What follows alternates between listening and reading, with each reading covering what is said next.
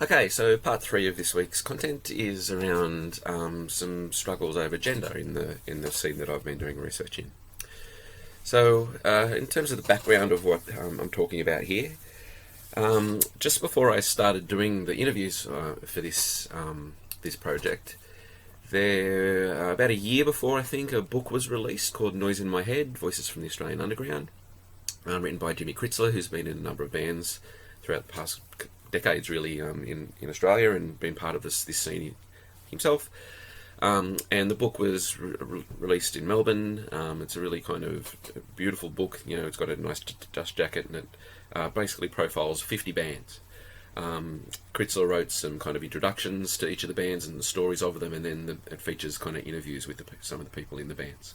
And there's 50 of those. So then Evelyn Morris, who was also known as Pikelet at the time, another kind of artist in the scene, wrote a response for the Australian literary magazine Lifted Brow about the book, basically questioning the kind of absence of women in the book overall, and then more broadly connecting that to wider, historical problems in the history of most kind of music histories, about the kind of writing out of women, the minimisation of their participation, and that kind of thing. So this created a kind of, a huge kind of response online, huge for this scene anyway, in terms of the numbers of people involved. Basically, people then debating, whether this critique was fair, but also, for the most part, supporting this point of view, and pointing out that women's omission from musical history and music activities is a real problem in terms of how these genres and scenes unfold and operate. And more generally, how there's often a bunch of really horrible sexist and misogynist practices within them. So, out of that, Morris and a collection of other people in and around the scene created what's called Listen, Listen, Listen, which is a kind of collective to promote women and non-binary sexuality, genders, and into the scene. And they held a bunch of events and conferences and stuff like that, and it's become something that has really influenced the way I think that things happen in Melbourne. Only to a certain extent. There's still a lot of the similar activities going on that are sexist, misogynist, but there is at least some of the venues now that kind of take into account many of the things that Listen brought up. So there was a kind of debate, there's some stuff written about it, there's blog posts, there's comments under various pieces. So this was happening in the months kind of leading up to the interviews that I was doing at the time. So it was kind of timely in a way to kind of get people then to reflect on gender and sexuality in the scene, based on this, because I could use it as a kind of a prompt to get people to reflect on that. So firstly, I started asking about the book, and people, men and women in the scene were kind of ambivalent about it. Some liked it, some didn't, but mostly there was a kind of appreciation that there was this document that kind of would be around forever, that was documenting what was going on, and therefore there's a kind of historical acknowledgement of the importance of what was going on around this scene. But others were kind of had a problem with it in terms of both what was left out of it in terms of gender, but also the style of the writing and things like that. So you can see here, Jemima says, it looks flash, I guess that can be persuasive, but I don't think it's going to be important text. John talks about, it's all very emotive and myth-making. After about the first 10 interviews, he gets sick of reading about rock and roll bands, drinking and taking drugs or whatever. And so this kind of, for John, in particular in that interview, associated the scene with a kind of, traditional rock and roll mythology that he argued for the most part wasn't actually part of it, and that stuff had been overly emphasised. And really, John thought that most of the bands in the scene didn't really behave like that. Stan talked about, yes, as a dude, I can see that it was written by a dude, and I definitely agree with everything Morris says. But it's and then he points out that it's a sexist scene, even if it's an underground scene, and rock music scene in Australia is very male focused. So talking about sexism in the scene, what happens, in these situations? Generally, men acknowledge that there's sexism in the scene, and talk about it theoretically, but they don't really experience any of the negative consequences of it themselves. And the women that you talk to have all kinds of, often many examples of experiencing it themselves. I've just documented a few here. Is there sexism of a scene? Yeah, all the time. It's difficult to even, find the language to talk about it. So, one band member, Fanny, talks about, being parts of groups when she first moved to Melbourne, and because she played the drums or whatever, she instantly felt that she was some kind of anomaly in certain crowds. And even in the bands themselves, she felt like she was treated differently. Others talk about, various venues where they couldn't trust this will be safe places for, transgender people to go. And this is particularly problematic when you're trying to, play in bands with those people or play with other bands. And she talks about, bringing this transgender person to the gig, but then, she had to leave, and then when she left, the transgender person was really kind of treated badly by the sound engineer. And this is a really common experience for females in the music scene, that often the people that are doing the sound, doing the lighting, doing the door are men, and they treat the women much differently and much in really sexist ways compared to men in bands, and essentially assume that the women won't know what they're doing. So Debbie reflects on this more broadly about the scene itself. We're anti-establishment, anti-capitalist, but the kind of gender politics within the scene is really bad, and this is kind of in many ways really hypocritical. You can't really be resistive if you're actually reproducing these kind of dominant norms. And Debbie talks, how she was really cut by what's happening and what happened in that incident, but more generally, how this happens all the time.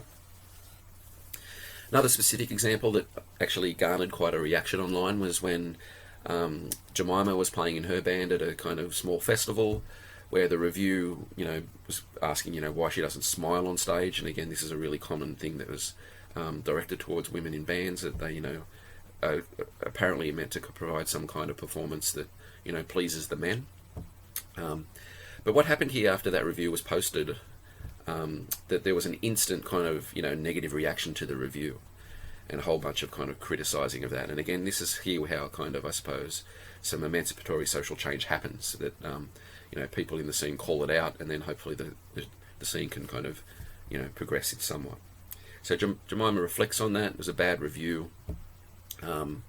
She's used to it in many ways. It's like she never smiles or whatever.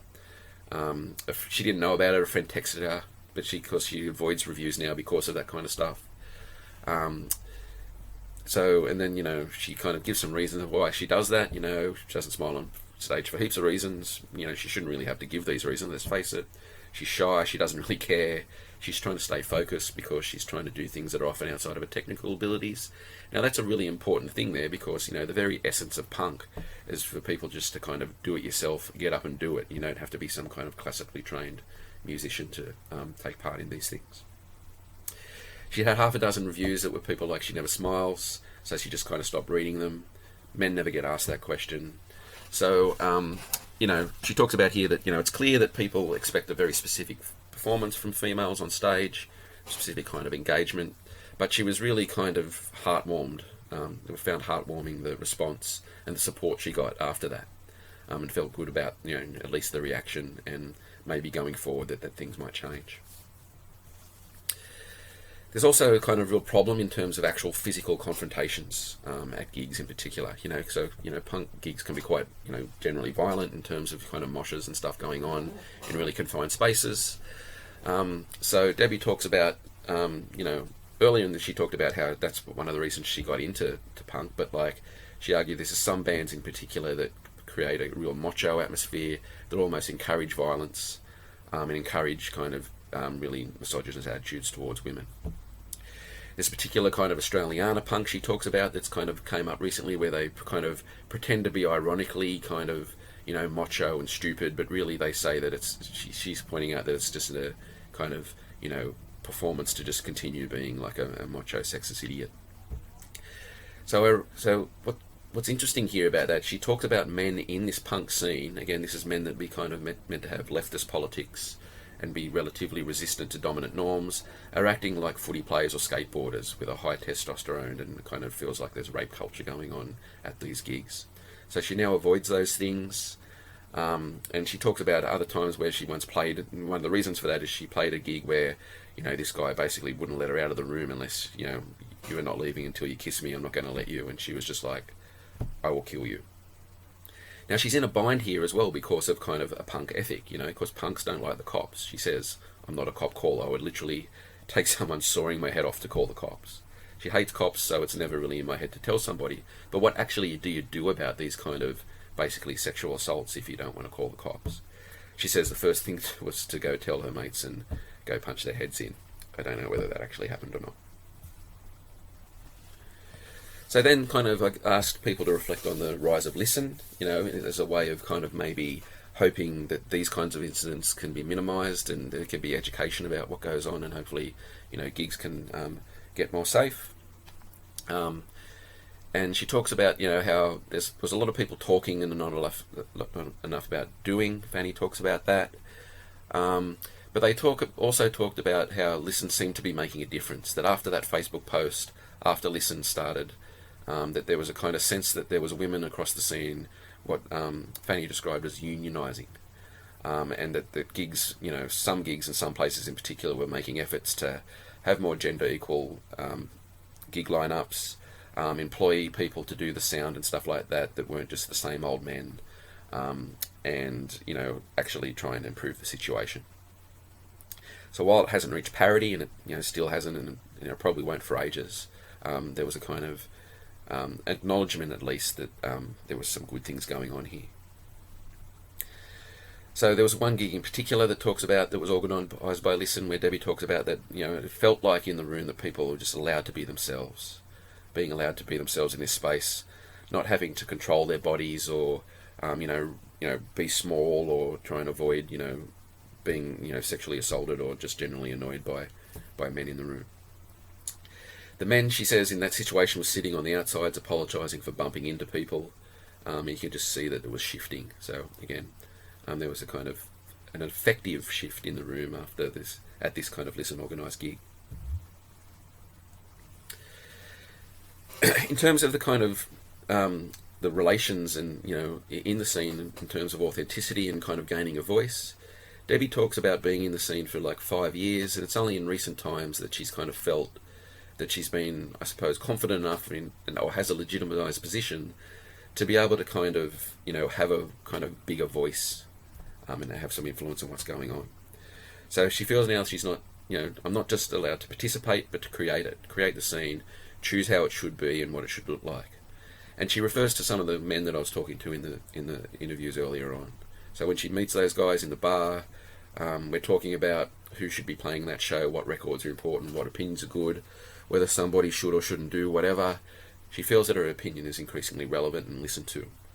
And this is just one example. And what's interesting about this, I'm not linking this to the rise of Listen. What I'm talking about here is that Debbie's been in the scene for a while and she's had to invest herself in it, invested her time, her energy and emotion. The Illusio, she's really invested in this. She feels like she's therefore established the capitals in that Borgesian sense to be able to have more confidence and to have more input into what's going on. So, to kind of, think about what the process of what happened here. A scene forms, relating to kind of Will Straw's work on scenes. The scene kind of links up to kind of historical things that happened in the past, but also to other places in the world. So it's kind of has that punk and DIY ethic that's kind of wants to be outside of the mainstream. But what it also seems to have done is just incorporate the usual dominant discourses that have played, rock music and pop culture throughout time. The dominance of the male perspective, women treated as with less respect and legitimacy, even when they're doing exactly the same thing as males, and even when they're doing it better. And the media kind of around it, again, reinforcing all those kind of, very normalised, mainstream, sexualised, body-centric portrayal of female artists. And also the exclusion of non-binary genders, which, there's an increasing amount of protest about within the scene.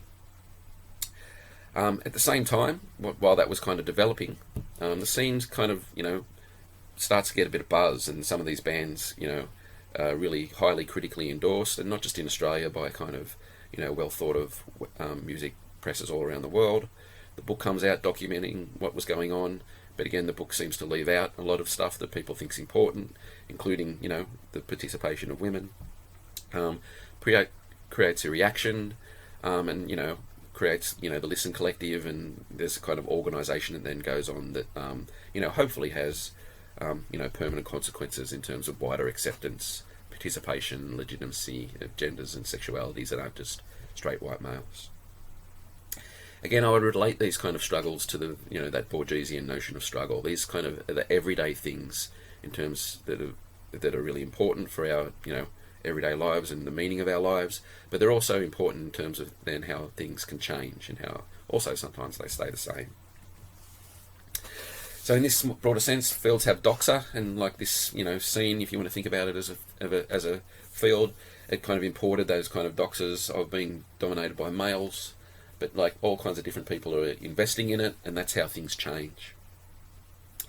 So while there's been a lot of experience of symbolic violence and physical violence in the scene by women, there's an argument here that things like the Listen Collective and other things that have developed since can have some kind of influence over these kind of sexist and misogynist social relations. So from a Borgesian perspective, in that sense, this is how these kind of social struggles can engender social change. Importantly, though, it's not to overemphasise the positivity here. So the vast majority of things that the women in this research pointed out were problematic still exist and still are the dominant norm. So the problem here is that the kind of what happens is the struggle happens, it kind of maybe works for a little kind of amount of time, but as people come and go and as venues change and to get taken over by different people and things like that, they seem to then revert to those problematic social relations that have been struggled against over the past couple of years. And you can see this happen like repeatedly throughout multiple different kind of scenes and genres, whether it's riot girl and grunge and all that kind of stuff. So sometimes the emancipatory progress doesn't necessarily stick, and the work needs to be done again and again. Okay, to sum up this week's content, the empirical examples I was talking about today, show, I think, how everyday struggles of the things that people invest in are a way of an interesting way to sociologically think about identity and gender and class and authenticity. These struggles create a bunch of emotions for the people, and they're kind of why the people invest in them. But this can range from anger and frustration, happiness, satisfaction, all the different things that we experience when we invest in things that we find important. In terms of the research findings here, I think what's important here is that much of the research historically about punk largely brackets out the things that I've talked about. Punk tends to be presented as a kind of homologous, resistive place where everyone's interested in the same thing, doing the same thing, and resisting capitalism. But like what is happening in those spaces is a whole bunch more complex than that. So again, as I was talking about earlier, from the outside, the meaning of punk or the naming of a genre or the inclusion of women on bills or whatever may seem a little bit trivial, but this really is how the people live and breathe their day-to-day lives. Investing in these things is important, and I think it kind of speaks against some of those kind of more Frankfurt School-esque ideological kind of false consciousness dupe kind of attitudes towards people that participate in these kind of cultural formations. So, caring about your record collection doesn't necessarily make you an obsessed loner. Thinking about the implications of letting your song on a skate video, reflects these wider kind of concerns in the world, and fighting to, get, women into male-dominated spaces, seems to have at least some possibilities of engendering real social change. So these are kind of the everyday struggles in the DIY scene, and to relate it more broadly, these are kind of the struggles that go on in all kinds of different fields and scenes and spaces and settings. And again, that's what I think Bourdieu's work is so useful for getting a kind of handle on the way that these struggles invoke hierarchies and emotions that are important to our day-to-day life.